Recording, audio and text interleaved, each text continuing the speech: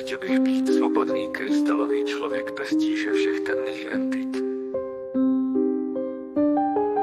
Žít a jen žít a svobodný člověkem být je můj svět.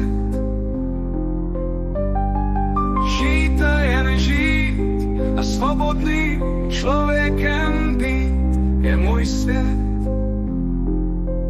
Chtěl bych líbat každou šťastnou vteřinu, že nejsme maskou v pouhou bezinu. Žít a jen žít a svobodný člověkem být je můj svět. Chtěl bych líbat každou šťastnou vteřinu, že nejsme maskou v pouhou bezinu. Žít a jen žít a svobodný člověkem být je můj svět. Žít a jen žít a svobodný člověkem být je můj svět.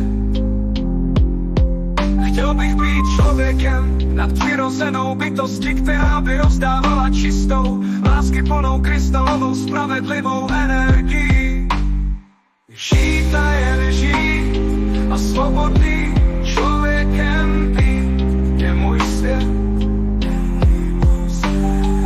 Žít a jen žít a svobodný člověkem být je můj svět.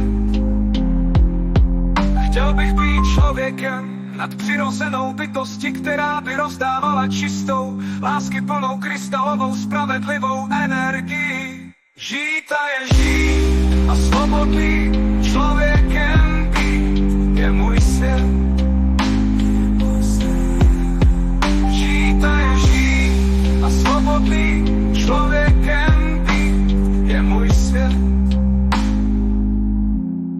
Jsem bytostí, která konečně svojí krystalovou spravedlivou láskyplnou energii může pomáhat každému z vás, kdo si o ní řekne kámen nebo strom, či hvězda, byť biologická, neviditelná chemická esence plně rozmanitosti.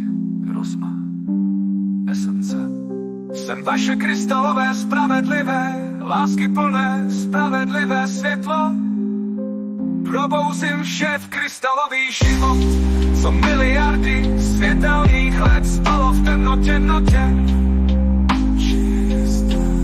Jsem krystalové stělo ve světelný